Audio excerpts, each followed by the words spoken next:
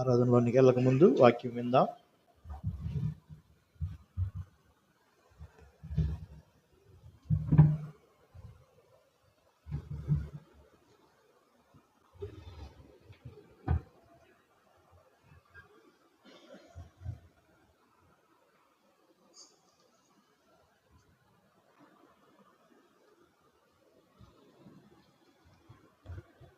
సమయంలో దేవుని యొక్క వాక్యంలో నుండి కొన్ని మాటలు మనం జ్ఞాపకం చేసుకుంటూ వద్దాం. ప్రకటన గ్రంథము 20వ అధ్యాయం. బేస్ తగ్గించండి. ప్రకటన గ్రంథము 20వ అధ్యాయం 2వ వచనాన్ని అందరం కలిసి చదువుదాం. ప్రకటన గ్రంథము 20వ అధ్యాయము 2వ వచనం అందరం కలిసి బిగ్గరగా చదువుదాం. ప్రకటన గ్రంథము 20వ అధ్యాయం 2వ వచనం అందరం కలిసి బిగ్గరగా చదువుదాం. అతడు ఆది సర్పమును అనగా అపవాదియు సాతానును అను ఆ ఘట సర్పమును పట్టుకొని 1000 సంవత్సరములు వాడిని బంధించి అగాధములో పడవేసి. సో ఈరోజు మనం దేవుని వాక్యాన్ని చూసినట్టయితే ఈ యొక్క లేఖన భాగాల్లో ఈ 2వ వచనంలో 7 పాయింట్లు ఉన్నాయి. 7 విషయాలు ఉన్నాయి. సరే, 7 విషయాల గురించి ఇప్పుడు కుదరదు, అది దాదాపు 7 వారాలు పట్టింది. కాబట్టి ఒక్క విషయం చూద్దాం. ఏంటంటే అతడు ఆది సర్పమును అని మనం చూస్తున్నాం. సో ఈ యొక్క సాతాను యొక్క పేర్లు అనొచ్చు, బిరుదులు అనొచ్చు. ఆది సర్పము అని బైబిల్ రాయబడుతూ వచ్చింది. ఏం జరుగుతుందంటే యుద్ధం జరుగుతుంది. 1000 సంవత్సరాలు వాడిని బంధించి అగాధంలో వేయబడుతున్న అనుభవం కూడా మనం చూస్తూ వస్తున్నాం. అసలు ఇక్కడ గమనించాలి, ఆది సర్పం అంటే ఎక్కడుంది అని అంటే ఆదికాండం 3వ అధ్యాయం. ఆదికాండం 3వ అధ్యాయంలో మనం చూస్తూ వచ్చినట్లయితే ఆది సర్పం ఏం చేయబడుతుందండి? బంధించబడి 1000 ఏండ్లు అగాధములో వేయబడుతుంది. సో ఆది సర్పము అంటే ఎక్కడుందంటే ఆదికాండం 3వ అధ్యాయం. ఆదికాండం 3వ అధ్యాయం 1వ వచనం చదువుతారు ఎవరైనా?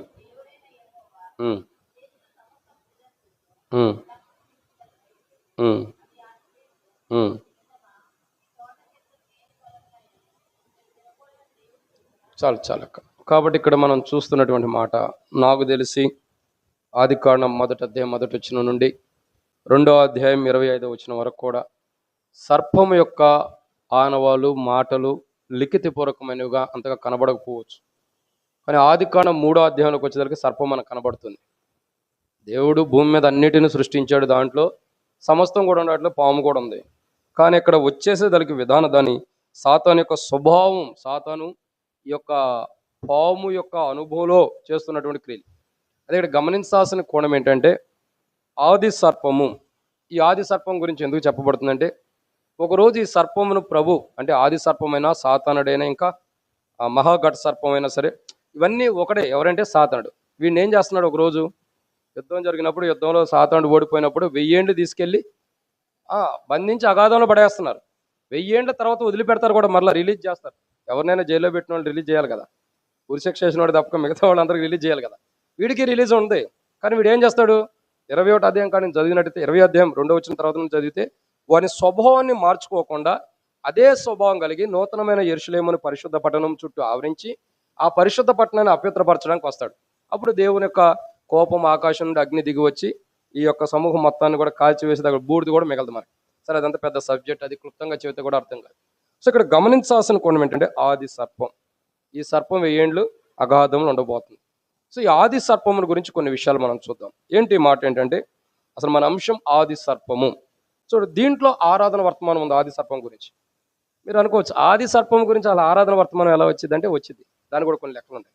కాబట్టి ఇక్కడ మొదటి కోణం చూడండి, ఆది సర్పము ఏమని రాయబడుతూ వచ్చింది అని అంటే ఆది సర్పమునకు దేవుని ద్వారా సంభవించినవి ఏంటనేది కొన్ని విషయాలు ఉన్నాయి. తర్వాత ఆది సర్పం ద్వారా మనకేం సంభవించినవి అన్నది మనం ప్రభు వాళ్ళ వర్తమానంలో చూద్దాం. సో ఆది సర్పమునకు ప్రభు ద్వారా దేవుని ద్వారా సంభవించినవి ఏంటి అని అంటే ఒక 7 విషయాలు ఉన్నాయి. వాటిని మనం ధ్యానించే మునుపు సమయం లేదు కాబట్టి క్లుప్తంగా మనం ధ్యానిద్దాం. వాటిని మనం ధ్యానించే మునుపు ప్రభు నడిపింపు కొరకే చిన్న ప్రార్థన.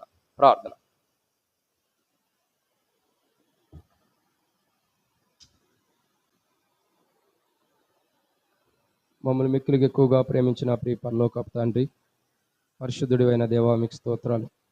మీరు ఇచ్చిన కృపకే వందనాలు.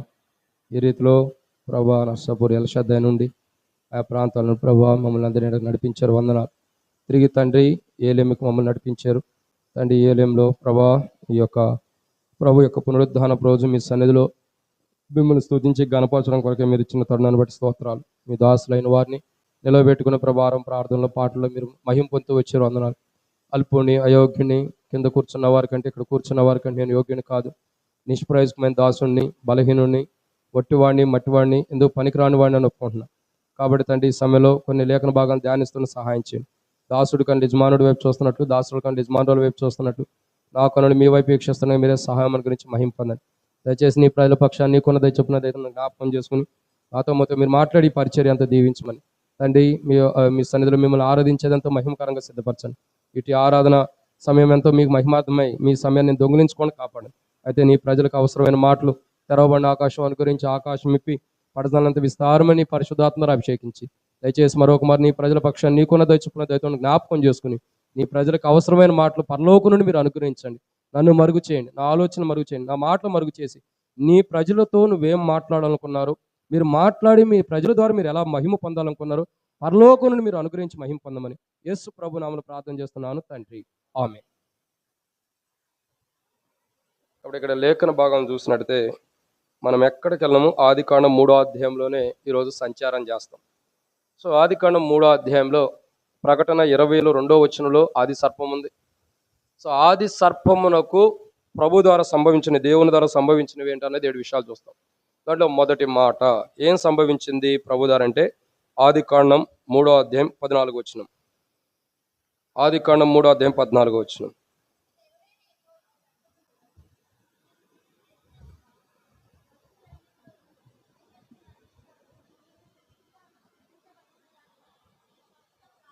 చాలమ్మా. కాబట్టి ఇక్కడ మొదటి కోణం చూస్తున్నాం.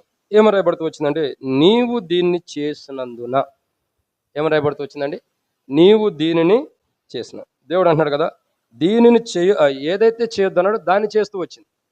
సో సర్పం చేసినటువంటి సర్పానికి సంభవించినది ఏంటంటే ఫస్ట్ ఆఫ్ ఆల్ సర్పం యొక్క అనుభవంలో ఆమె యొక్క జీవితం చూడగా ఏది చేయొద్దందో అది చేసింది. ఇప్పుడు చూడండి, ఆజ్ఞాత క్రమమే పాపం, పాపం వల్ల జీతం ఏంటి? ఇప్పుడు అదే కదా సంభవిస్తుంది. కాబట్టి ఏది ఇప్పుడు ప్రభు మాట్లాడుతున్న మాట ఏంటంటే నీవు దీనిని చేసినందున. సో ఏది చేయొద్దన్నా చేసావు. సో నువ్వు చేయటం ద్వారా ఏం జరుగుతూ వచ్చిందంటే పాపంలో పడిపోయావు. సో పాపంలో పట్టడం ద్వారా ఏం జరుగుతుంది? ఇప్పుడు ఆదామవ్వ చేయకూడని పాపం చేశారు. సరే, సాతానుడు సర్పం యొక్క అనుభవంలో వచ్చిన సాతానుడు ఏం చేశాడండి? యెషయా గ్రంథం 14వ అధ్యాయంలో మనం చూసినట్లయితే ఆయన యొక్క అనుభవాలు వేరుగుంటూ వచ్చినాయి. దేవుని కంటే తను గణపరచుకోవడానికి ఇష్టపడ్డాడు, మహోన్నతునితో సమానంగా చేసుకోవడానికి ఇష్టపడ్డాడు. చేయకూడని పనులు అవే. ఏదైతే చేయకూడదో దాన్ని చేశాడు, ఏది చేయకూడదో సాతానుడు దాన్ని చేసి తనతో పాటు ఏం చేశాడు? అనేకులను కూడా అనుభవంలో పడవేస్తూ వచ్చిన వాడుకుంటాడు. సో ఇక్కడ మొదటి కోణాన్ని ఇక్కడ మనం చూస్తున్నాం, నీవు దీన్ని చేసినందున. సో నువ్వు చేయాల్సిన పని చేసావు. నువ్వే తప్పు చేసావో, ఏ పాపం చేసావో, మహోన్నతుని కంటే ఎక్కువగా నిన్ను గణపరుచుకున్నావు, హెచ్చించుకున్నావు. తేజో నక్షత్రమా, వేకు చుక్కన్న అనుభవంలో నీవు ఎట్లా గణపరుచుకుంటూ నువ్వు హెచ్చించుకుని కింద పడ్డావు, అది అర్థమవుతుంది. చేయకూడని పని నువ్వు చేసి ఇతరులను కూడా ఏం చేస్తూ వచ్చిందండి? చేయకూడని పనులు చేస్తూ వచ్చింది. ఇప్పుడు ఈ చేయకూడని పనులు చేయటం ద్వారా ఏం జరుగుతుంది? దీన్ని చేసితో అని అంటున్నాడు. ఏది చేయకూడదో దాన్ని చేశారు. చేయటం ద్వారా ఏం జరుగుతుంది? ఆజ్ఞాత క్రమమే పాపం, పాపం వల్ల వచ్చే జీతము మరణం. మరణం నుండి ఎవరైనా తప్పించగలరా? ఎవరు? దేవుని దూత కదా. సాతాను కూడా మరణం తప్పించమంటే కదా దేవుని చిత్తం. అది అతడు ఉండుట నాకు ఇష్టమైతే మీకేంటి అన్నట్టు. సరే, ఇక్కడ గమనించాల్సిన కోణం ఏంటంటే మొట్టమొదటిగా దీన్ని చేసినందున అవ్వ యొక్క సాతాను యొక్క అనుభవం, సర్పం యొక్క అనుభవం, ఆది సర్పమైనటువంటి ఆది సర్పమునకు దేవుని ద్వారా సంభవించిన మొదటిది ఏంటంటే ఏది చేయకూడదు అది చేసింది. కాబట్టి మరణం అంటే ఒక రకంగా చెప్పాలంటే అగాధం యొక్క అనుభవంలోకి వెళ్తాం.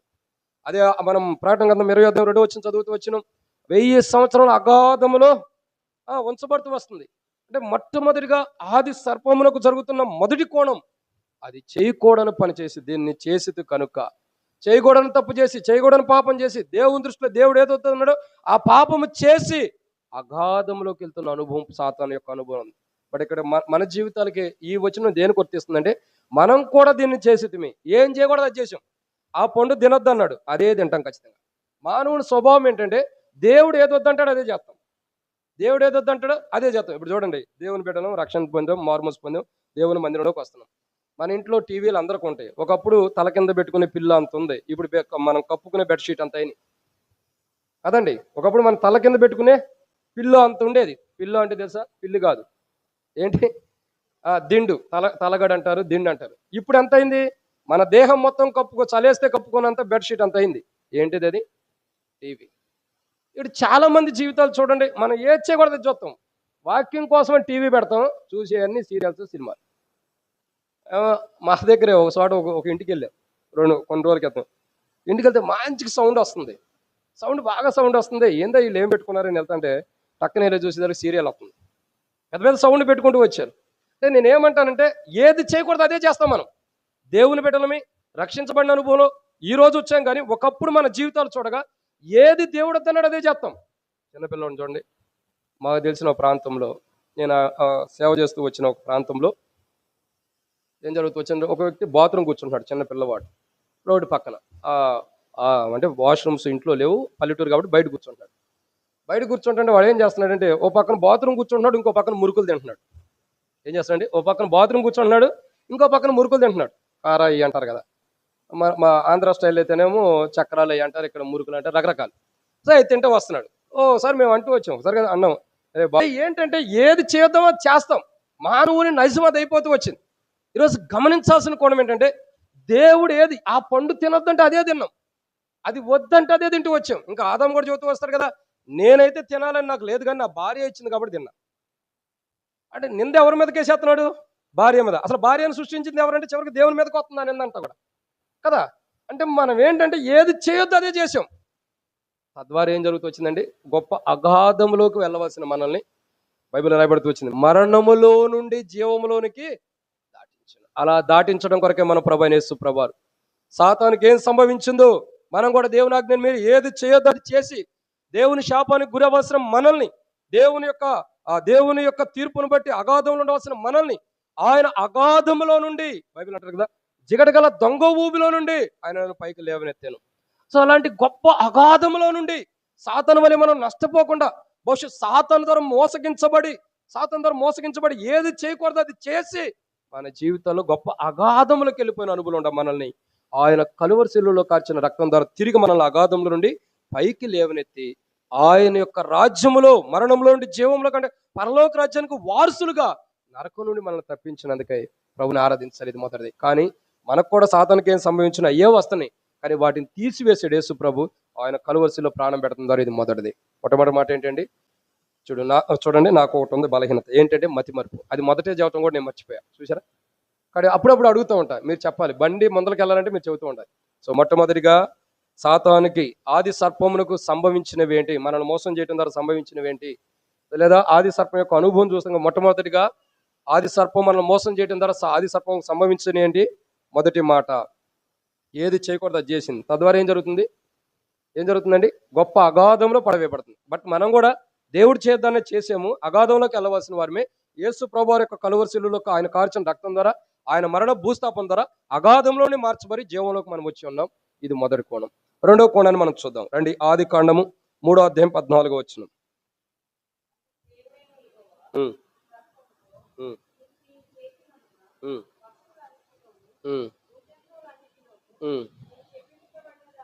చాలు అక్క. ఇక్కడ మనం రెండో కోణం చూస్తున్నాం, శపించబడినటువంటి. సో ఆది సర్పం మనల్ని మోసం చేయడం ద్వారా ప్రభు ద్వారా సంభవిస్తున్నవి ఏంటి? మొదటిగా అగాధం అన్నది వస్తుంది. బట్ మనం కూడా అలాంటి అనుభవం ఉండవారమే తప్పించాడు. రెండోదిగా చూసినట్లయితే శపించబడినటువంటి అనుభవం. ఒక మాటలో చెప్పాలంటే ఎక్కువగా శపించబడుతుందండి. ఎలాగండి, ఒక బైబిల్ వ్యాఖ్యానంలో ఎలా ఉంది, ఎక్కువగా శపించబడటం. అంటే మామూలుగా శపించబడటం ఏంటి? ఇప్పుడు ఆకాను ఉన్నాడు, శపితమైన దాన్ని తెచ్చుకుని పెట్టుకున్నాడు, అది దేవునికి ఇష్టం లేదు. ఏం జరుగుతూ వచ్చింది? చనిపోతూ వచ్చాడు. కానీ ఇక్కడ వేరు. ఇది చూడగా ఆది సర్పం యొక్క ఆది సర్పము మనం మోసం చేయడం ద్వారా ప్రభు ఆది సర్పములకు సంభవింపజేస్తున్నవి ఏంటంటే శాపాన్ని తీసుకొచ్చాడు. ఏం తీసుకొచ్చాడండి? శాపం. ఇదే కయ్యూను కూడా అంటూ వస్తాడు. ఏమంటాడు? కయ్యూనుకి శాపం వచ్చింది. కయ్యూనుకి శాపం ఎందుకు వచ్చింది? నా శాపము నా భారం నేను భరించలేనంత ఉంది అంటున్నాడు. ఎందుకలా శాపం వచ్చిందంటే సర్పం యొక్క అనుభవం. సో ఇక్కడ మనం గమనించాల్సిన కోణం ఏంటంటే మన జీవితాలు చూడగా ఆది సర్పములకు ఏవైతే సంభవించినాయో ఆది సర్పం మనల్ని మోసం చేయటం ద్వారా ఆది సర్పముకు అగాధం సంభవిస్తుంది. ఆది సర్పం మనల్ని మోసం చేయటం ద్వారా శాపం వస్తుంది. ఇప్పుడు మనం మనకు అనుకోవచ్చు, మరి మనం ఏం చేసామని మనకు శాపం వచ్చింది బ్రదర్ అంటే అది ఎలాంటి స్వభావము మన అలాంటి వారమే. సర్పం ఎలా మోసం చేస్తూ వచ్చిందో మనం ఇతరులను మోసం చేసిన వారమే. చేయము మోసం చేసిన అనుభవం మనకు ఉంది. కాబట్టి మన జీవితాలు కూడా అలాంటివే. అగాధంలో ఇవ్వబడిన అనుభవం ఉంది, శపించబడినటువంటి అనుభవం కూడా మన జీవితాల్లో ఉంది. సో ఖచ్చితంగా మన జీవితాల యొక్క అనుభవం చూడగా శపించబడిన యొక్క అనుభవం మనం కొంచెం అయితే మన శాపమును ఏదైతే మనం శపించబడిన వారుగా సాతాను ఆది సర్పం వలె ఉన్నాం. ఆది సర్పం మనం మోసం చేయడం ద్వారా దేవుడు ఆది సర్పం సంభవింపజేస్తుంది ఏంటంటే శాపము. ఇది శపిస్తూ వస్తున్నాడు. ఆ శాపము మనకు కూడా సంప్రాప్తి అవుతూ వచ్చింది. కానీ మన శాపమునైనా తీసివేయటానికి, మన శాపం నుండి మనకు తొలగించడం కొరకై, మన శాపం నుండి మనకు విడుదల ఇవ్వటం కొరకు ఆయన కలువరి శిలువలో ప్రాణం పెట్టి తిరిగి లేచాడు. సరే, ఆది సర్పమునకు సంభవించింది ఏంటన్నది ఆ శాపం ఏంటన్నది మనకు తెలుసు. మానవుడికి సంభవించిన శాపం ఏంటి? మానవుడికి సంభవించిన శాపం ఏంటంటే మానవుడు ఏదైనా తోటలో ఉన్నప్పుడు సేద్యపరచవచ్చు, తినొచ్చు, అన్నీ చేయొచ్చు. కానీ చెమట వస్తుందా మానవుడు ఉంటుండి? చెమట వస్తుందా? కానీ ముళ్ళ పొదలు గచ్చి పొదలు ఉండే అక్కడ ఏదైనా తోటలో లేవు కదా? ఉండయా? లేవా? చెప్పండి, మీరు చెప్పండి. లేవు. కానీ ఇక్కడ వాక్యం చెప్పాలంటే కొద్దిగా టెన్షన్గా ఉంది. చాలా సార్లు నేను చెప్పగలుగుతున్నాను, ఎందుకంటే చిరంజీవి అన్న ఉంటాడు, రవి అన్న ఉంటాడు, అంత స్పీకర్లు ఉంటారు కాబట్టి చెప్పడం కష్టం. కాబట్టి ఒకటి ఆలోచించండి, గచ్చి పొదలు ముళ్ళ పొదలు పొలుతున్నాయి దేని కొరకు? అది శపించబడిన తర్వాతే కానీ శపించబడక ముందు కాదు కదా. శపించబడిన తర్వాతే కదా నువ్వు నీ చెమటోర్చి నువ్వు కష్టపడితే నేల తన భూసారం నుండి నీకు ఫలాలు ఇచ్చిద్దాంది. ఈ అన్నిటి కారణం ఏంటి? ఆదాము శపించబడిన తర్వాత ఇవన్నీ, ఈ చెమటోరుస్తాం ఇవన్నీ దేనికి కారణం? అసలు మానవుడికి మొదటగా దేహం నుండి చెమట ఎందుకు వస్తుంది చెప్పండి? ఈ చెమట కంపు పోవటానికి మనం ఎన్ని స్ప్రేలు వాడతాము కదండి? ఎన్ని స్ప్రేలు వాడతాము? రకరకాల స్ప్రేలు అన్ని కొట్టుకుంటూ వస్తాం. వీటన్నిటి ఎందుకు వాడుతున్నాం? అసలు చెమట ఎందుకు వస్తుంది? దేవుని శాపం, అంతే కదా. దేవుని మాట వద్దని చేయొద్దన్న పని చేయటం ద్వారానే దేవుని శాపాన్ని పొందుకోవడం ద్వారా మన జీవితంలో చెమట బయటకు వస్తుంది. ఆది కాండంలో మనం చూస్తూ వస్తున్నాం. అంతకుముందు చెమట వచ్చారంటే అంతకుముందు దేవుని మహిమతో ఉన్నాం కాబట్టి చెమటతో పని లేదు కదా. ఎప్పుడైతే పాపంలో పడ్డారో అప్పుడే చెమట ఆరంభించబడింది. ఇక్కడ గమనించాల్సిన రెండో కోణం ఏంటంటే ఆదాము శపించబడిన తర్వాత చెమటోర్చి కష్టపడి ఫలిస్తున్నాడు, పంటను పండిస్తున్నాడు. ఆ యొక్క అనుభవం కారణం ఏంటంటే శపించబడటం. ఈ రోజుకు మన దేహాలకు చెమట వస్తుందంటే కారణం ఏంటంటే శపించబడిన అనుభవం. అదే ఒక రోజు మనకు చెమట ఉందా? ఇప్పుడు చెప్పండి. ఇప్పుడు శపించబడతాం కదా, శపించబడ్డాం, దేహం నుండి చెమట వస్తుంది. ఓ రోజు ఈ చెమట ఉండిద్దా ఉండదా? ప్రభు దగ్గరికి వెళ్ళినప్పుడు ఏముండదు. ఎందుకంటే ఏదైనా తోటలో ఆదాం ఎలా అయితే ఉన్నాడో ఒకప్పుడు మళ్ళీ అలాంటి అనుభవం. మహిమగల శరీరంతో మనం లేపబడినప్పుడు, దేవుని మహిమతో కూడిన మహిమగల శరీరంతో మనం లేపబడినప్పుడు అక్కడ ఆకలి లేదు, దప్పిక లేదు, ఇంకా దుఃఖం లేదు, మనోవేదన లేనప్పుడు చెమట ఎక్కడి నుండి వచ్చింది చెప్పండి? వస్తుందా? అవకాశమే లేదు. అంతే ఇక్కడ గమనించాల్సిన కోణం ఏంటంటే మన జీవితం ఒకప్పుడు ఆది సర్పము ఏవైతే మనం మోసం చేయడం ద్వారా ఆది సర్పానికి సంభవించబడినాయో ఆ శాపం అన్నది మనం కూడా దేవుని మాట వినకపోవడం ద్వారా మనకు కూడా దేవుని యొక్క శాపం మన జీవితాల్లోకి వచ్చిన అనుభవం ఉంది. కానీ ఆ శాపములో నుండి మనల్ని తప్పించడం కొరకై మన ప్రభు అయిన యేసు ప్రభువారు శాపగ్రస్తుడిగా శిలువలో వేలాడవేయబడుతూ వచ్చాడు. వాస్తవానికి మనం శాపగ్రస్తుడు, కానీ మనకు బదులుగా ఆయన శాపగ్రస్తుడిగా శిలువలో వేలాడవేయబడుతూ వచ్చాడు. ఆయన మన శాపమును తీసివేయడానికి ఆయన శాపగ్రస్తుడిగా శిలువలో వేలాడటం ద్వారా మనకున్న శాపగ్రస్తమైన జీవితం నుండి మనం విడుదల పొంది ఇప్పుడు పరిశుద్ధులు అనే ట్యాగ్ మన హృదయం మీద వేయబడుతూ వచ్చింది. ఒకప్పుడు శాపగ్రస్తులమే, ఇప్పుడు పరిశుద్ధులు అన్నటువంటి అనుభవంలోకి ఆయన కలువరి శిలువలో కార్చిన రక్తం ద్వారా ప్రభువును తీసుకొచ్చినందుకై ప్రభుని ఆరాధించే వారు ఉందాం. ఇది ఎన్నో మాట అండి? 2. 3వ విషయాన్ని చదువుదామా? ఆది కాండము 3వ అధ్యాయం 14వ వచనం.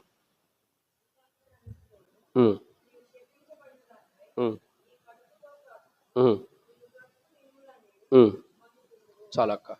ఇక్కడ మనం చూస్తున్న 3వ కోణం ఏంటి? 3వ మాట అని అంటే మొట్టమొదటిగా ఆది సర్పం మనల్ని మోసం చేయడం ద్వారా ప్రభు ద్వారా ఆది సర్పం సంభవించినవి ఏంటి? మొదటిగా ఏం సంభవించింది? అగాధం అంటే మనం మోసం చేయడం ద్వారా గొప్ప అగాధంలోకి వేయబడుతుంది. మనం ఆ అగాధంలోకి వెళ్ళవలసిన వారమే. మనం అనేకులు మోసం చేసాం, అగాధంలోకి వెళ్ళాల్సిన వారే, అగాధం నుండి తప్పించబడ్డాం. 2, శాపం పొందుకుంటూ వచ్చింది. మనం కూడా శాపగ్రస్తులమే, కానీ మన శాపాన్ని తీసేయడానికి యేసుప్రభు వారు కలువరిశిలో ప్రాణం పెడతాం ద్వారా శాపంలో నుండి మనం విడిపించబడ్డాం. 3వదిగా చూస్తున్నట్టయితే ఇక్కడ సంభవిస్తున్నది ఏంటంటే ఆది సర్పములకు మనల్ని మోసం చేయడం ద్వారా సంభవించే 3వది ఏంటంటే కడుపుతో పాకుతుంది. ఏం చేస్తుందండి? కడుపుతో ఎవరు బాగుతారు? పాము. పామేనండి ఇక్కడ బాగుతుంది. మనుషులు కూడా పాకుతారు, మీకు తెలుసా లేదా? మనుషులు కూడా పాకుతారు, పాకరా? పాకుతూ ఉంటారు ఒక్కోసారి. ఎప్పుడు పాకుతారు మనుషులు? చిన్నప్పుడు. ఓకే. ఇంకా మీరు బాగా జ్ఞానులు, అందుకే చిన్నప్పుడు అని చెప్పారు. ఇంకా ఉంది అక్క, నడవలేనప్పుడు. ఇంకెప్పుడు?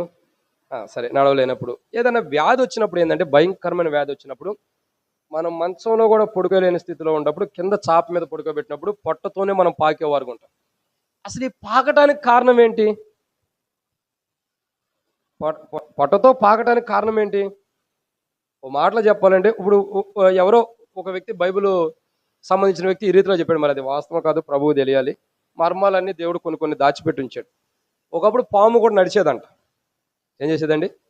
నడిచేది. మరి దాని కాళ్ళు ఎక్కడికి వెళ్ళినాయో తెలియదు. ఏం చేసేదండి? పాము కూడా నడిచేదంట. ఇవి చాలా మంది నేను వింటూ వచ్చా చాలా చోట్ల, అది వాస్తవం కాదు, ప్రభువు తెలియాలి. మీరు కూడా దాన్ని పూర్తిగా నమ్మమని నేను అంటలా. ఏంటంటే దేవుని శాపాన్ని బట్టే పాము ఏమవుతుందండి? పాకుతూ వస్తుంది. చూడండి, పొట్టతో పాకుతుందంటే దాని దౌర్భాగ్య స్థితి ఎంత దారుణంగా ఉందో చూడండి. ఇప్పుడు పొట్టతో పాకుతుందంటే ఎంత దౌర్భాగ్యమైన స్థితిలో నువ్వు వచ్చేసావు, ఎంత దారుణమైన పరిస్థితిలో నువ్వు వచ్చేసావు చూడండి. ఒకప్పుడు రాజాలా బతికిన వాడు, ఒకప్పుడు గొప్పగా బతికినటువంటి వాడు, ఒకప్పుడు ఉన్నతమైన స్థితిలో ఉన్నటువంటి వాడు, ఇప్పుడు నడవలేని స్థితిలో పొట్టతో పాకుతున్నాడంటే ఎంత దరిద్రమైన జీవితాన్ని అనుభవిస్తున్నాడు చెప్పండి. ఎంత దారుణమైన జీవితాన్ని. దీనికి కారణం ఏంటి?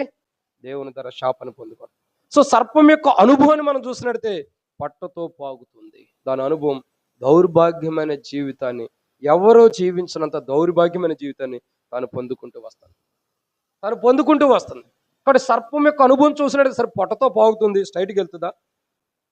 పొట్టతో పాగటం అంటే స్ట్రైట్కి వెళ్తుందా?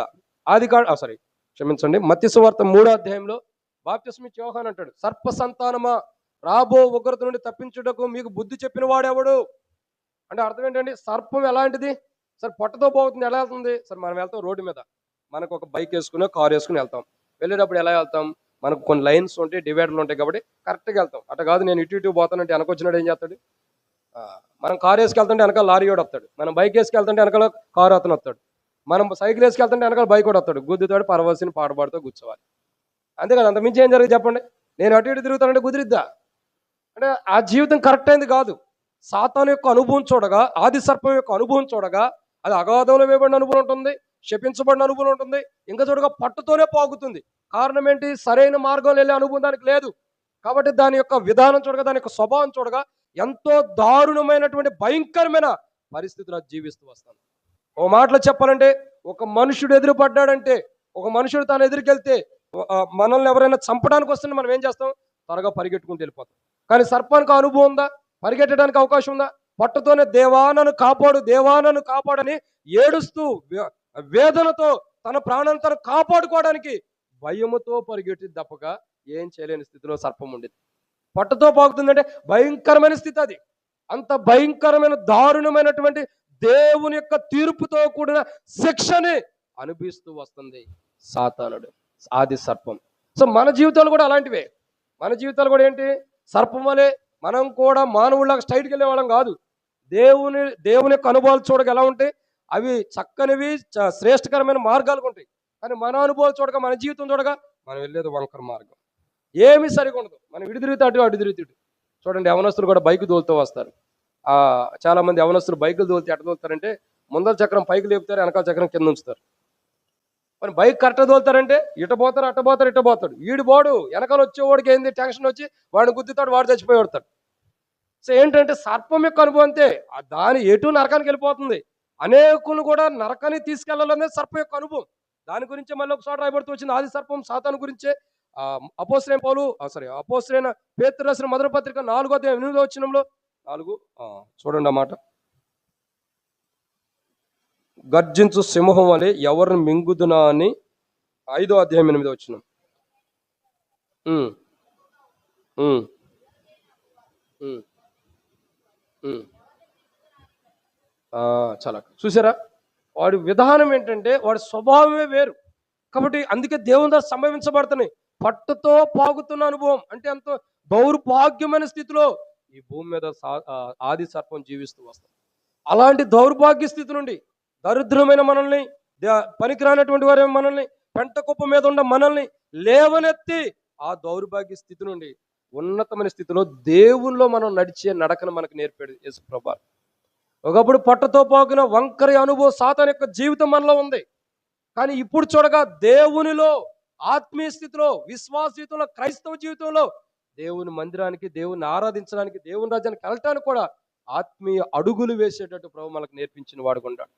ఈ అనుభవాన్ని బట్టి ప్రభువును మనం ఆరాధించాలి. అంటే పట్టతో ప్రాగటం అంటే ఎంతో భయంకరమైనటువంటి దారుణమైన స్థితిలోకి దేవుడు ఆది సర్పం సంభవించే భయంకరమైన స్థితిలో ఆది సర్పం ఉండేటట్టు ఆ భయంకరమైన స్థితి నుండి మనల్ని ఏం చేశాడు ప్రభు? తప్పించి దేవుళ్ళు మనం పట్టతో పాగటం అనుభవమే కదంటే వంకర జీవితమే కాదు, దేవుళ్ళు ఉంటే సరైన మార్గంలో నడిచేవారుగా ప్రభు తిన్నని మార్గం అంటే పరలోక మార్గానికి నడిచే అనుభవంలోకి మనం తీసుకురావడం కొరకై ఆయన కలువరిశిలో ప్రాణం పెట్టినందుకే ప్రభువుని మనం ఆరాధించాలి. ఇది 3. 4 విషయాన్ని చూద్దామా రండి. 4వ మాట ఆదికాండం 3:14.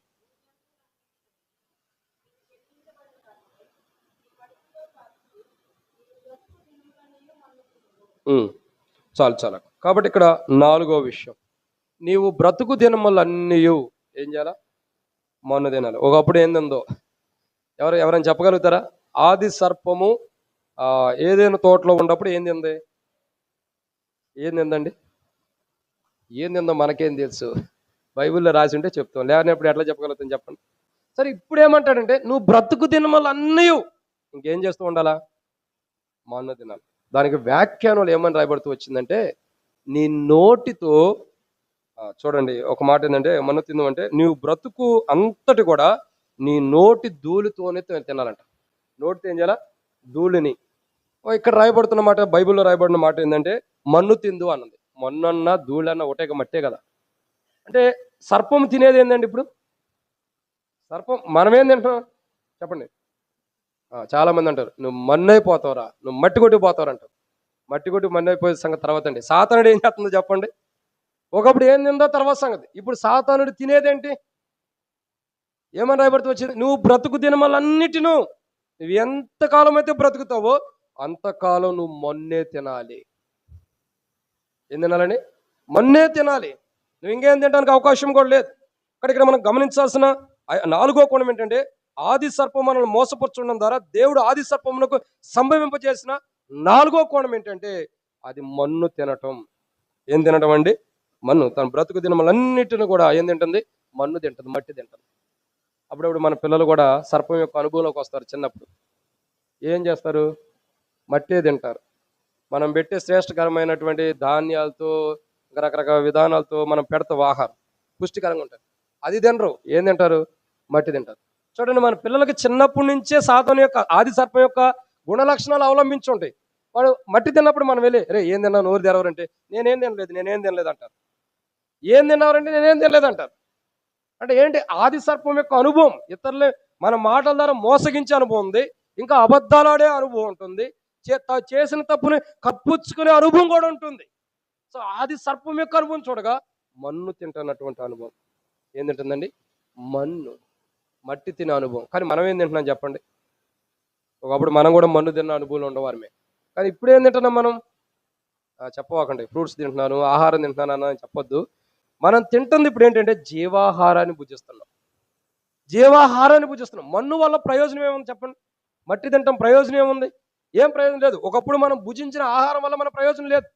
మన్ను యొక్క అంటే భౌతికమైన ఆహారం గురించి కాదు, ఆత్మ సంబంధమైన దానిలో మనం ఏ ఆహారాన్ని కూడా భుజించినటువంటి వారు. కానీ ఈ రోజు చూడగా యేసు ప్రభువారు కలువరిశిలో పెట్టిన ప్రాణం ద్వారా, ఆయన కలువరిశిలో కార్చిన రక్తం ద్వారా, ఆయన కలువరిశిలో ప్రాణం పెట్టి చనిపోయి తిరిగి లేవటం ద్వారా, ఆయన మరణ భూస్థాపన ద్వారా, ఆయన పొందిన దెబ్బల ద్వారా, ఆయన రక్తం ద్వారా మనం కడగటం ద్వారా ఇప్పుడు జీవాహారమైన ప్రభువుని మనం భుజించే స్థితిలో ప్రభు మనం తీసుకొచ్చారు. ఒకప్పుడు మన జీవితాలు చూడగా మన్ను అనేది వెనకడం వల్లే మరలా భూమి చేరుతుంది.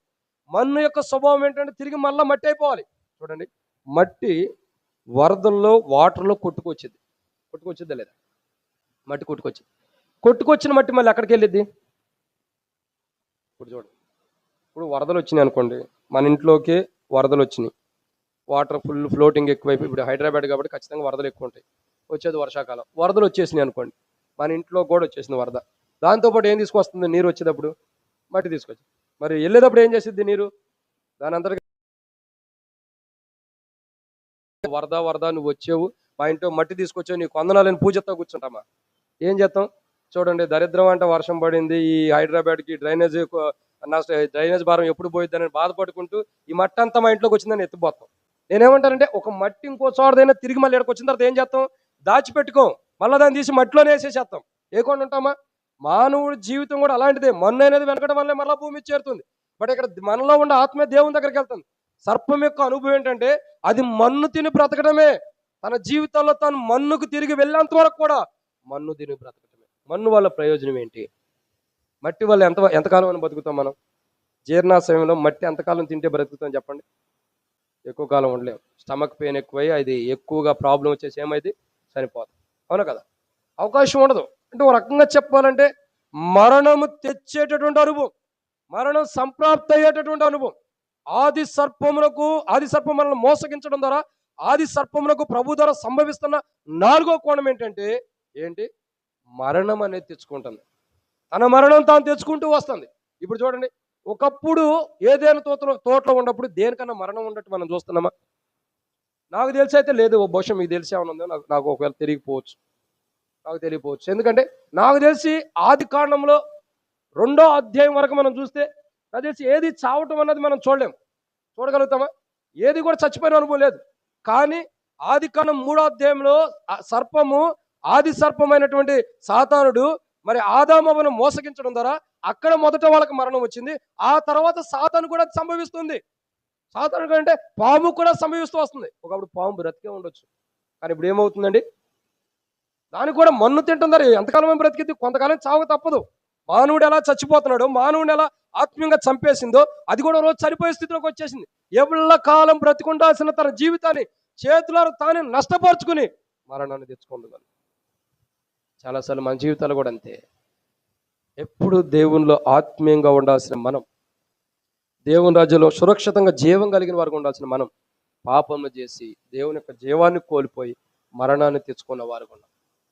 కానీ యేసు ప్రభువారు కృప కలిగిన వాడు, ప్రేమ కలిగిన వాడు, జాలి కలిగిన వాడు, దయా వాత్సల్యత కలిగిన ప్రభువు కాబట్టి ఆ ప్రభువారు చేసిన త్యాగం, కలువరిశి యొక్క మరణం ద్వారా ఏమవుతుందండి?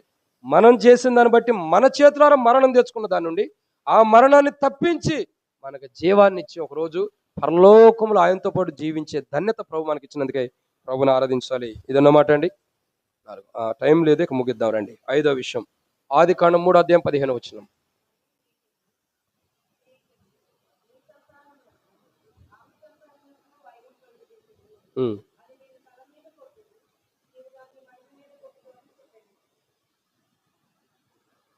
చాలా ఇక్కడ మనం చూస్తున్నాం. ఎన్నమాట అండి? 5. మొట్టమొదటిగా ఆది సర్పం మనల్ని మోసగించడం ద్వారా ప్రభు ద్వారా ఆది సర్పం సంభవిస్తున్నవి ఏంటి? మొదటిగా ఏం సంభవిస్తుందండి? అగాధమన్న సంభవిస్తుంది. 2 శాపం. 3 పొట్టతో పాగుతుంది, ఎంతో దౌర్భాగ్యమైన స్థితిలోకి వెళ్ళిపోయింది. 4 మరణాన్ని తెచ్చుకుంది. 5వదిగా చూసినట్టయితే ఇక్కడ రాయబడి అనమాట, అది నీ సంతానమునకు ఆమె సంతానమునకు వైరం కలుగజేసేది. అంటే ఈ మాటకు అర్థం ఏంటంటే విరోధ భావాన్ని కలిగించేడు. విరోధ భావాన్ని అంటే నీ సంతానంకు ఆమె సంతానమునకు వైరం. బయటగా సౌండ్ సరే. నీ సంతానం ఆమె సంతానమునకు వైరం. ఒకప్పుడు వైరం అన్నది లేదు, ఇప్పుడు ఏం జరుగుతూ వచ్చిందండి? వైరం. అందుకే పాము యొక్క జీవితం చూడండి. ఎవరైనా సరే, అంటే బైబిల్లో ఒక స్త్రీ ఉంది, అది మరి ఆ స్త్రీ తప్పక, ఆ స్త్రీ అయినా కొన్ని అజ్ఞానం వల్ల చేసుకుని తప్పక జ్ఞానం వల్ల కాదు. ఒక స్త్రీ ఉంది, ఆమె తప్పక. బైబిల్లో ఎక్కడైనా సొంత పిల్లలను తినేవాళ్ళు ఎవరైనా ఉంటారా? పాము గుడ్లు తింటుందంటారు, నిజమేనా? తాను పెట్టిన గుడ్డుల్ని తానే తింటుందంట. మరి అది ఎంతవరకు వాస్తవం? పాములు పట్టేవాళ్ళని అడిగితే తెలుసు. మనం పట్టం కాబట్టి మనకు తెలియదు. ఏంటండి? పాము తన గుడ్డుల్ని తానే తింటుందంట. అంటే ఎంత దౌర్భాగ్యమైన స్థితి చూడండి. ఏ తల్లి అయినా తన బిడ్డకు జన్మనిచ్చినప్పుడు ఆ బిడ్డను చంపుకొని తింటుందా? రాజుల గ్రంథంలో రాజుల గ్రంథంలో సొలొమోను కాదు, ఒకనొక సందర్భంలో ఒక రాజు ఎదుట ఆ సిచ్యువేషన్ జరిగింది తప్ప ఇంకెక్కడ జరగాలంటారు. ఆమె అజ్ఞానంతో చేసుకుంటూ వచ్చింది అలా. ఈ రోజుకి నీ బిడ్డను తిందాం, రేపు పొద్దుకి నా బిడ్డను తిందాం అనేదాం, కానీ తెలివి తక్కువ ఆమె నిజంగానే చంపేసేసుకుని ఆ బిడ్డను తినేసి ఆ ఒక్క అనుభవం తప్ప ఇంకెక్కడైనా ఉందా? లేదు. కానీ ఇక్కడ గమనించాల్సిన కోణం ఏంటి? ఆది సర్పం యొక్క అనుభవం చూడగా దానికి సంభవిస్తున్నవి ఏంటంటే వైరం. తద్వారా స్త్రీకి కలిగినటువంటి సంతానము, దానికి కలిగేటటువంటి సంతానం వేరు. స్త్రీ సంతానమునకును పాము కలిగే సంతానముకు వైరం ఉంటుందంట. ఆ వైరం ఉండబట్టే పాము మనల్ని కాటేయడానికి ప్రయత్నించింది, మనమేమో పావును చంపడానికి ప్రయత్నిస్తాం. పావును మనం చంపడానికి ప్రయత్నిస్తూ వస్తాం. ఆ వైరం అన్నది ఒకటి ఉంది. సో ఆ వైరంలో నుండి ఆది సర్పంలో సంభవించింది ఏంటంటే తన గుడ్లు తానే తింటాను. ఏ తల్లి కూడా తన బిడ్డను తాను తినదు. కానీ సర్పముకు ఉన్నటువంటి స్వభావం ఏంటంటే, ఆ యొక్క అనుభవం ఏంటంటే తన గుడ్లు తానే తినేస్తుంది. ఒక మాటలో చెప్పాలంటే తన పిల్లల్ని తానే తినేటటువంటి అనుభవం కలిగింది. అది ఇక్కడ గమనించాల్సినటువంటి అనుభవం ఏంటంటే ప్రియులారా, ఆది సర్పమునకు మనం మోసగించిన ద్వారా ఆది సర్పం సంభవించినవి ఏంటంటే దేవుని చిత్తంలో వైరం అన్నది కలుగు చేయబడింది. ఇప్పుడు మనం ఎవరమే ఒక మాట చెప్పాలంటే తర్వాత దీని సబ్జెక్ట్ కూడా వచ్చింది. మనం ఎవరంటే ఆదికాండంలో రాయబడుతూ వచ్చి మనం తన పోలికి చొప్పున తన రూపంలో సృష్టించబడినాం. ఇప్పుడు మనకి సర్పానికి వైరం కలుగుతుందంటే ఇప్పుడు ఎవరితో వైరం ఉండట్టు? అదే కదా, దేవునితోనే వైరం ఉండట్టు. ఇప్పుడు సాతాను యొక్క అనుభవం చూడగా అది ఎన్నటికి దేవునితో వైరం కలిగి ఉండటమే. ఓ మాటలు చెప్పాలంటే ఎన్నటికి దేవునితో విరోధ భావం కలిగి ఉండటమే తప్పక దేవునితో కలిసి ఉండే ధన్యత ఆది సర్పంకి లేదు. అంటే అనుభవం లేదక, ఆయన వనంలో ఉండే అనుభవం లేదు. ఎప్పటికీ కూడా ఆది సర్పము దేవునికి విరోధమైనదిగా చేయబడుతూ వచ్చింది. అందుకే రాయబడుతూ వచ్చింది కదా యెషయా గ్రంథంలో, నీకు విరోధంగా రూపబడిన ఏ ఆయుధమును, అది మెయిన్ మాట. సో దేవునికి విరోధమైనదిగా చేయబట్టం ద్వారా అది ఎన్నటికీ నిలవబడినదిగా చేయబడుతుంది. ఎన్నో కుయుక్తులు, గర్జించు సింహాలు అందరూ మింగాలని చూస్తుంది, వెలుగుదూత వలె వస్తుంది, అబద్ధపు క్రీస్తుకు వస్తుంది, ఎన్నో రకాలుగా వచ్చినా అది ఏనాడు కూడా వర్ధిల్లలేని జీవితం. ఒకప్పుడు మన జీవితం కూడా దేవునికి విరోధమైన జీవితం కలిగి, వైరమైన జీవితం కలిగి వర్ధిల్లలేని వారికి ఉంటూ వచ్చాం. వర్ధిల్లలేని ఆత్మీయ జీవితంలో, విశ్వాస జీవితంలో వర్ధిల్లలేని అనుభవాలు. అసలు ఆత్మీయత అంటే తెలుసు, తెలుగుదు రక్షణ అనుభవం ఏంటో తెలియదు, మారు మనసు అనుభవం ఏంటో తెలియదు, అసలు ఆత్మీయంగా వర్ధిల్లటం ఏంటో కూడా మనకు తెలియదు. కానీ మన ప్రభువైన యేసు ప్రభువు ఆయన కలువరిశిలో పెట్టిన ప్రాణం ద్వారా, ఆయన కలువరిశిల యొక్క మరణ భూస్థాపన ద్వారా ఆత్మీయ జీవితం అంటే ఏంటో నేర్పించి, విశ్వాస జీవితం క్రైస్తవ జీవితం అంటే ఏంటో మనకి నేర్పించి, ఆయన రక్తం ధర కడిగి మనకు నేర్పించి ఇప్పుడు ఏం చేశాడండి? దేవునికి విరోధమైనటువంటి జీవితం కలిగిన మనల్ని ఇప్పుడు దేవునికి ప్రియమైన వాడిగా దానియేలు గురించి అంటాడు. దానియేలు నువ్వు బహుప్రియుడవు. ఏమంటాడండి? దానియేలు నువ్వు బహుప్రియుడవు. యేసు ప్రభువు గురించి రాయబడుతుందిగా, ఇతడు నా ప్రియ కుమారుడు, ఇతని యందు నేను ఆనందించుచున్నాను. ఒకప్పుడు మనం ఎలాంటి వారం అంటే దేవునికి విరోధంగా, ఆయనకు వైరంగా చేయబడిన విరోధులుగా ఉంటూ వచ్చాం. అందుకే మన జీవితంలో వర్ధిల్లలా. కానీ యేసు ప్రభువు కలువరిశిలో త్యాగం ద్వారా ఆయనకు విరోధులమైన మనల్ని ఇప్పుడు ఆయన ఏం చేశాడండి? చెప్పండి, ఏం చేశాడు? ఒకప్పుడు విరోధులమైన మనల్ని ఇప్పుడు ఆయనలో సమకూర్చుకొని ఇప్పుడు ఆయన పిల్లలుగా, ఆయన ప్రియమైన వారుగా, ఆయనకి ఇష్టడుగా అంటాడు. నేను నిన్ను ఉపేక్షించి ఏర్పరచుకుంటుని, భయపడకము ఇశ్రాయేలు, నేను నిన్ను ఏర్పరచుకుంటుని, నీవు నా సేవకుడువు, నేను నిన్ను నిర్మించితిని, నేను నిన్ను నిర్మించిన వాడను, నిన్ను సృజించిన వాడను. యెషయా గ్రంథం 43 మొదటి వచనం నుండి, నిన్ను నిర్మించిన వాడు యెహోవా ఇలాగ సెలవిస్తున్నాడు. కాబట్టి నీ తల్లి గర్భంలో పెట్టినప్పటి నుండి పిండంగా రూపించిన వాడాయనే, బయటకు తీసుకొచ్చిన వాడాయనే, విమోచించిన వాడాయనే, పేరు పెట్టి పిలిచిన వాడాయనే, నీవు నా సొత్తు అంటున్నాడు. చూడండి, దేవునికి విరోధులమైన మనల్ని తిరిగి ఆయన మనల్ని విడిపించి మనకు విడుదలిచ్చి, ఆ విరోధమైన జీవితం నుండి కలువరిశిల రక్తం ద్వారా విడుదలిచ్చేసి ఇప్పుడు ఆయన సొత్తైన ప్రజలుగా, ఆయన బిడ్డలుగా మనల్ని చేసుకుంటూ వచ్చినందుకై ప్రభుని ఆరాధించాలి. ఇది 5.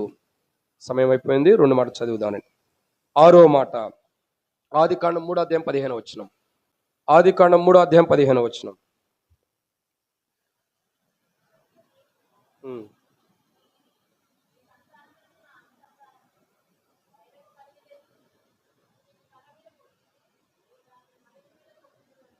చాలా అక్క. కాబట్టి ఇక్కడ మనం చూస్తున్న మాట, అది నిన్ను తల మీద కొట్టును, నీవు దాన్ని మడి మీద కొట్టేదవని చెప్పాను. ఇక 6వదిగా ఆది సర్పం మనల్ని మోసగించడం ద్వారా ప్రభు ద్వారా ఆది సర్పంకు సంభవిస్తున్నాం ఏంటంటే 6వ మాటను చూస్తున్నాం. 6వ మాట చూడక మునుపు అది చెప్పండి. మొట్టమొదటిగా ఆది సర్పముకు మనల్ని మోసగించడం ద్వారా ప్రభు ద్వారా సంభవిస్తున్నాం ఏంటి అండి? అగాధం. 2 శాపం. 3 పట్టుతో బాగుతాం అంటే దౌర్భాగ్యమైన స్థితి. 4 అండి మన్ను తింటాం అంటే మరణం తెచ్చుకుంటుంది. 5 దేవునికి విరోధంగా ఉంటుంది. 6వదిగా చూసినట్టే ఇక్కడ రాయబడినటువంటి 6వ మాట ఏంటంటే అది నిన్ను తల మీద కొట్టును. దానికి వ్యాఖ్యానంలో ఉంది ఆయన నీ తల మీద దెబ్బ తీస్తాడని ఉంది. ఏం చేయబడుతుందండి? తల మీద కొట్టడం.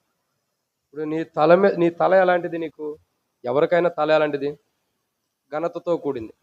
స్త్రీకి పురుషుడు శిరస్సు లాంటివాడు, సంఘానికి క్రీస్తు శిరస్సు. ఇప్పుడు ఇక్కడ అర్థం చేసుకోండి, మన శిరస్సు ఎలాంటిదంటే ఘనమైనది. ఇప్పుడు చూడండి, ఘనమైనది కాదు జ్యోతి. చూడండి, ఇప్పుడు నాకంటే వయసు అయిపోయింది, ఇప్పుడు వృద్ధాప్యంలోకి వచ్చాం. కానీ ఒకప్పుడు యవనస్తులుగా ఉన్నప్పుడు ఏంటంటే జుట్టు అంతా బాగా ఎక్కువ ఉండేది. ఇప్పుడు వయసు అయిపోయింది రైట్. యవనస్తులుగా ఉన్నప్పుడు ఎట్లా ఉండేదండి? జుట్టు బాగుండేది. ఎంత ఎక్కువ ఉండేది అంటే చాలా ఎక్కువ ఉండేది, దువ్వెన కూడా దూరేది కాదు. ఇప్పుడు రాను వయసు అయిపోతున్న కొద్దీ ఆ ఊరు బొమ్మంటుంది, కాడి రమ్మంటుంది కాబట్టి తల మీద ఉండే ఎంట్రుకలు ఊడిపోయింది. ఇప్పుడు ఏమైపోయింది మా పరిస్థితి? బట్టతలు అయిపోయింది. ఇప్పుడు బట్టతలు అంటే మా బట్టతలు వచ్చిన వాళ్ళు అందరినీ తక్కువ చూపు చూడొద్దండి. మాకు తెల్లంటికలు వచ్చినట్టు వృద్ధాప్యంలో ఉంటాం, అది ఘనతే. సరే, ఇక్కడ ఏంటంటే ఒక మాట గమనించండి, తల నిండా జుట్టు ఉన్నప్పుడు ఎంత సౌందర్యంగా ఉంటాం. బట్టతలు వచ్చిన వాళ్ళు ఎవరైనా చేసుకుంటారు పెళ్ళి? అన్న ఆయన బట్ట ఉంది పొట్ట ఉంది నాకు వద్దు అంటారు.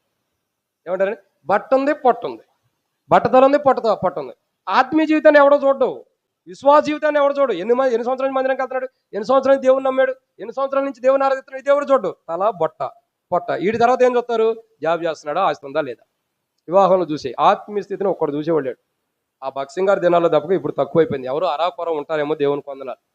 ఇక్కడ గమనించండి, తలకి చక్కగా సమృద్ధైన తల వెంట్రుకలు ఉన్నప్పుడు సౌందర్యంగా ఉంటాం. అదే వెంట్రుకలు మన దరిద్రం కొద్ది రాలిపోయినాయి అనుకోండి, ఇప్పుడు ఏం జరుగుతుందండి? కొండ సౌందర్యం పోయిద్దా లేదా? సౌందర్యం పోయిన తర్వాత ఏం జరిగిద్ది? ఏముంది, మనం పక్కన నెట్టిపోయబడిన బస్తాల్లాగా ఉంటాం.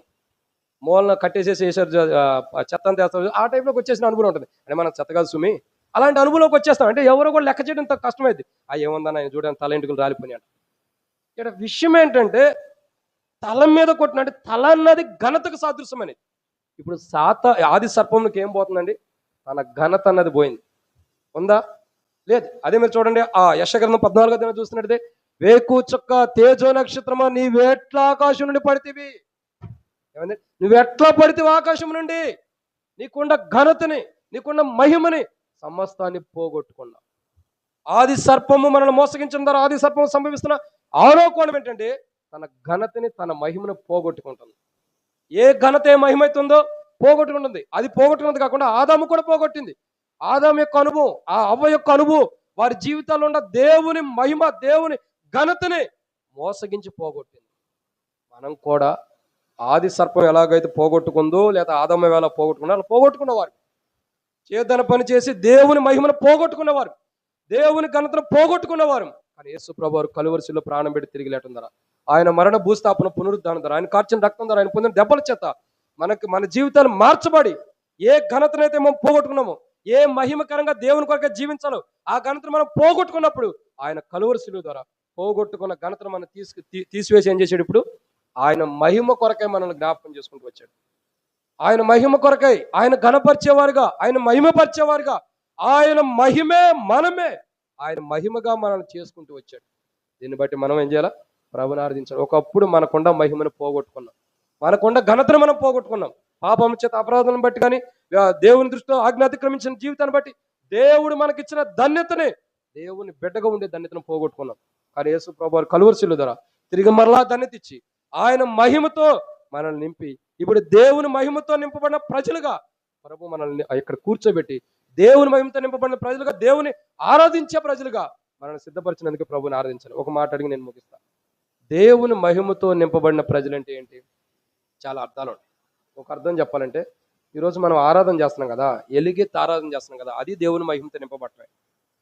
ఇప్పుడు నీ యొక్క సువాసన అంటే నీవు నేను చేసే ప్రియ సోదరి ఆరాధన, అది దేవుని మహిమతో నింపబడింది. ఆ మహిమతో కూడిన సువాసన ఈరోజు ఏం జరుగుతుందండి? ఏలీము నుండి పరమందు నివసిస్తున్న మహోన్నతుడైన దేవుని నివాస స్థలములోకి వెళ్తుంది మహిమ. ఎక్కడికి వెళ్తుందండి? ఏలీము నుండి మహోన్నతుడైన దేవుడు, మహాకాశం పట్టజాలని దేవుడు, శాశ్వతుడైన దేవుడు ఏ పరమందు నివసించాడో అక్కడికి వెళ్తుంది ఇక్కడ నుండి ఈ మహిమ. ఒకప్పుడు ఈ మహిమ ఉపయోగం లేనిది. ఒకప్పుడు మనకి క్రీస్తు నమ్మకమునకు మనకున్న ఘనత మహిమంతా కూడా నిష్ప్రయోజకమైంది. కానీ ఈరోజు చూడగా దేవుని మహిమతో నింపబడుతున్నాం. ఆ మహిమ ఏంటంటే ప్రభు మనకిచ్చిన ఆరాధన ధన్యత. ఎంతోమంది సహవాసాల్లో, ఎంతోమంది ఆ సంఘాల్లో, మందిరాల్లో, ఎంతోమంది డినామినేషన్లో లేని ధన్యత ప్రభుని వ్యక్తిగతంగా ఆరాధించే ధన్యత ఈ సహవాసంలో దేవుడు మనకిచ్చాడు. భక్సింగ్ గారు నిలబెట్టుకుని ఆయన ద్వారా దేవుడు, పరలోకంలో దేవుడు మన ద్వారా ఎలా గణపరచబడాలో అనుభవాన్ని ఆ దైవజనుడైన భక్సింగ్ గారి ద్వారా దేవుడు మనకు నేర్పించి, ఇట్లా వ్యక్తిగతంగా మీరు ఆరాధిస్తే ఈ మహిమే పరలోకంలో ఉన్న దేవుని గణపరిచి దేవుని సంతోషాన్ని ఇచ్చి తన అనుభవంలోకి మనల్ని తీసుకొచ్చినందుకే ప్రభుని ఆరాధించాలి. ఇది ఎన్నో మాట అండి? 7వ విషయాన్ని చూద్దానండి. ఆదికాండం 3:14 వచ్చిన. ఆదికాండం 3:14. అక్క బ్రేక్ఫాస్ట్ తినొచ్చారా? నేను ఒక మాట అడుగుతా, కరెక్ట్గా సమాధానం చెప్పండి. మందిరంలో స్వరం ఎలా ఉంటుందంటే అసలు మాటలే రావన్నట్టు చదువుతారు. అంటే మిమ్మల్ని గురించి కదా, మా జర చదువుతారు. తప్పుగా అర్థం చేసుకోవద్దు. తప్పుగా అర్థం చేసుకున్నారంటే ఈసారి ఆ బ్రదర్ రావద్దు అంటారు మళ్ళీ. అది అవుతాం లేకపోతే. కాబట్టి చాలా మందికి అంటే చూడండి, మందిరంలోకి వస్తే ఎక్కడా లేని వినయం విధేయత ఎడక వచ్చింది. ఎక్కడా లేని వినయం విధేయత. ఎంత చక్కగా బైబిల్ చదువుతాండి. అంటే అక్క చదివింది కాదు, ఇంకా చెప్తున్నాను నేను. చూడండి, అసలు స్వరం యేసు ప్రభు అని పాడ. ఇంటికాడ వస్తే ఏమి కళ్ళు కాపాడతలేదా, గ్లాస్ ఎక్కడ పెట్టావు, ప్లేట్ ఎక్కడ పెట్టావు. ఇంటికాడ స్వరం వేరుగుండిద్ది. మందిరంలో కొట్టి ఎక్కడ లేని దీనత్వం ఉంటుంది. ఎందుకు? మనం అది వేషధారణ. ఇంట్లో వెళ్తుండే మందిరంలో కూడా అలాగే ఉండాలి. ఇంట్లో మన స్వరం ఎట్లా ఉండదు? భర్త ఎప్పుడు తప్పు చేస్తాడని ఎదురు చూసి ఆయన తిడటానికి మన స్వరం ఎప్పుడు ఎదురు చూసిద్దో అలాంటి స్వరంతో చదవాలి. మన పిల్లలు తప్పు చేస్తే అంత పెద్దగా తిడతామో అంత పెద్దగా చదవాలి. ఇంట్లోనేమో గయ్యాలుగా ఉంటాం, మందిరంలోకి వస్తేనేమో గుణవతి అయిన భార్యగా ఉంటాం. అంటే తప్పుగా అడగం మిమ్మల్ని కాదు సుమి, మీరు తప్పుగా అర్థం చేసుకోవద్దు, మీరు మంచోళ్ళ. కానీ చాలా మంది అలా ఉంటారు. అలా కాదు, నువ్వు వెలుపడట్టు ఉండవు. దేవుని మందిరంలో కూడా అలాగ ఉండాలి. ఇంటికాడ ఎలాంటి స్వరం ఉందో అలాంటి స్వరంతో ఇక్కడ బైబిల్ చదవాలి. ఇంటికాడేమో భయంకరంగా ఉండి స్వరం, ఏడకొచ్చేనేమో సౌండ్ ఇంకా పెంచయ్య అనేటట్టు ఉండాలి. అట్ట కాదు, గంభీరమైన స్వరంతో. మనం ఇంటికాడ ఎలా ఉంటామో నేను చెప్తాను కదా, భర్త తప్పు చేస్తే ఎంత సీరియస్గా ఉంటావు, భార్య తప్పు చేస్తే ఎంత సీరియస్గా మాట్లాడతావు, అంత గొప్పగా చదవాలి బైబిల్. కానీ అక్కడ ఒకలాగా ఇక్కడ ఒకలాగా వద్దు. ఇప్పుడు చదువు అక్క పెద్దగా, అది ఇంటికాడ స్వరం లాగా.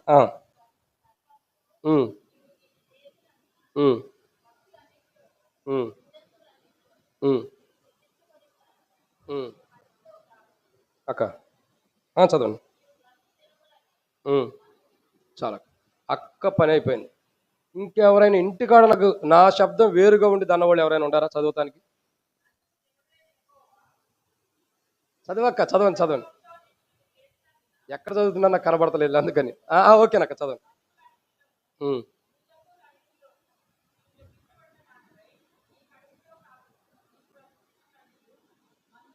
ఇది ఒకటి గుర్తుపెట్టుకోండి, మీ పక్కన మీ ఇంటి వాళ్ళు ఉండారా లేదా? మన స్వరం వాళ్ళకు కూడా అర్థమైపోతుంది. ఇదేంటి ఇంటికాడ ఒకలాగా చదువుతారు, ఇక్కడ ఒకలాగా ఉండారు అనుకుంటారు. ఇంకెవరైనా ఉన్నారా బ్రదర్స్లో ఇంటికాడ స్వరంతో చదవగలిగిన వారు ఎవరైనా ఉన్నారా? అందరూ సైలెంటేనా? ఏందన్నా ఫ్రీ బస్ వాళ్ళకి ఇచ్చారు మాకు ఇవ్వలేదని మౌనంగా ఉండట్టుంటారు. ఇంకెవరైనా ఉండారా? పోనీ మీలో ఎవరైనా చదవగలుగుతారమ్మా? ఇంకెవరైనా ఇంకొకళ్ళు చదవండి. ఇంటికాడ స్వరం ఎవరికైనా ఉందా ఇక్కడ చదవటానికి? పోనీ తప్పు చదివినా నేను సరిదిద్దుకుంటా, చెప్పండి, చదవండి. ఎవరు లేరా? పోనీ ధైర్యవంతులు ఇద్దరు ఉంటారు, దేవుని కొందనాలు. ఇక్కడ మనం గమనించాలి. ఆదికాండం 3:14 వచ్చిన ఓవరాల్గా చివరిగా మనం గమనించాల్సిన కోణం, ఆది సర్పం మనం మోసగించిన ద్వారా ఆది సర్పానికి దేవుని ద్వారా సంభవించినది ఏంటంటే, 7వదిగా ఆది సర్పమునకు తనకున్న స్థితిని, తనకున్న ధన్యతని పోగొట్టుకుంటూ వచ్చింది. ఏం చేస్తూ వచ్చిందండి? తనకున్న స్థితిని, తనకున్న ధన్యతని పోగొట్టుకొచ్చింది. తనకున్న ధన్యత ఏంటి? దేవుని వనంలో ఉండే అనుభవం. ఇప్పుడు సర్పం ఒకప్పుడు ఎక్కడుందండి? ఏదైనా తోటలోనే ఉంది కదా. అన్ని జంతువులతో పాటు, అన్ని పక్షులతో పాటు, అన్ని జలరాశులతో పాటు అది కూడా ఉంటుంది కదా. దాన్ని ప్రత్యేకంగా దేవుడే శపించలేదు కదా. ఒకప్పుడు శపించాడా? శపించలా. కానీ ఇప్పుడు ఆ ధన్యత పోగొట్టుకుందా లేదా? అనుభవాన్ని పోగొట్టుకుందా లేదా? మరి మిగతా వాటిని ఎందుకు దేవుడు శపించలా? దీన్ని మాత్రం ఎందుకు శపించాడంటే దీనికి ఇచ్చిన ధన్యతనే పోగొట్టుకుంటూ వచ్చింది. సో ఆ ధన్యతను పోగొట్టుకోవడం ద్వారా ఏం జరుగుతూ వచ్చిందంటే యెషయా గ్రంథంలో ఒక మాట ఉంది, 14 అధ్యాయం 11, 12 వచనాలు. ఈ మాట చదివి ఆరాధనలోకి వెళ్దాం. యెషయా గ్రంథం 14 అధ్యాయం 11, 12 వచనాలు. ఇంటికాడ స్వరం అక్క.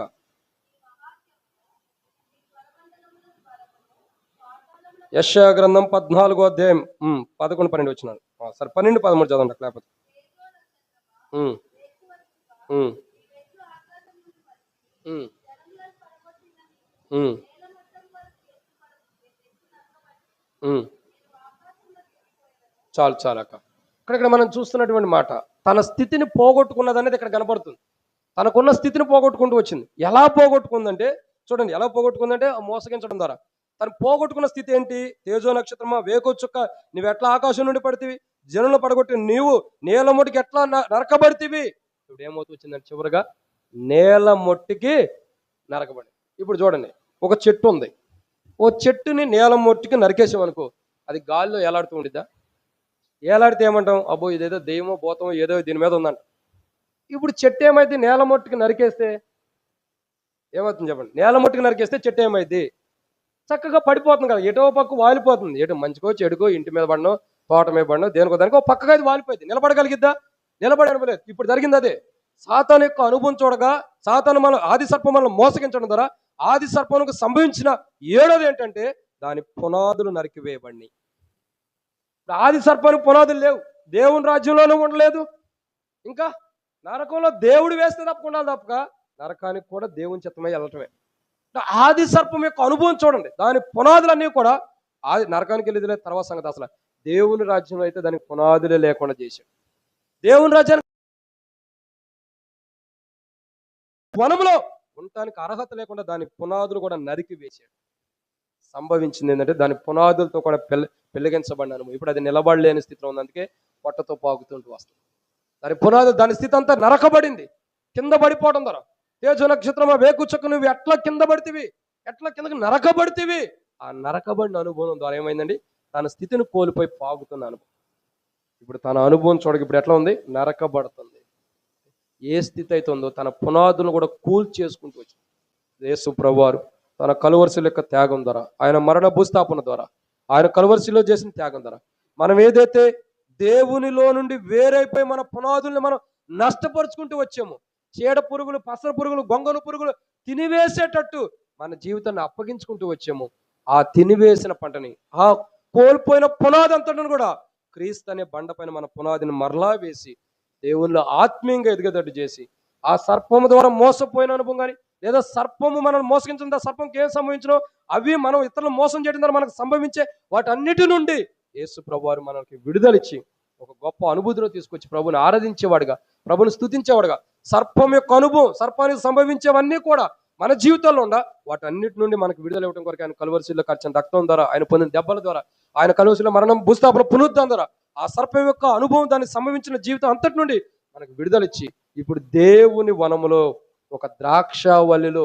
అంటుకట్టబడినటువంటి అనుభవంలో ప్రభు మనల్ని స్థిరపరిచినందుకై, ఆ యొక్క ఆది సర్పం యొక్క అనుభవం నుండి మనల్ని విడుదలిచ్చి దేవుల్లో క్రీస్తు యేసులో ఆయనతో పాటు అంటుకట్టబడిన అనుభవంలో ప్రభు తీసుకొచ్చినందుకై ప్రభుని ఆరాధించేవారుగా, అట్లా తీసుకురావడం కొరకు మనకిచ్చిన రక్షణ, మనకిచ్చిన మారుమనసు, మనకిచ్చిన క్షమాపణ, నీటి బాప్తిస్మం యొక్క సాక్ష్యం, ఇవన్నీ ప్రభు ద్వారా మనకు కలిగిన పరిశుద్ధాత్మ నడిపింపును బట్టి ప్రభుని ఆరాధించేవారు ఉన్నట్లు ప్రభు మనకు సహాయం చేయను గాక. ఆమేన్. లేచి ఒక వచనం పాడదాము. సమయంలో సండే స్కూల్కి వెళ్తారు.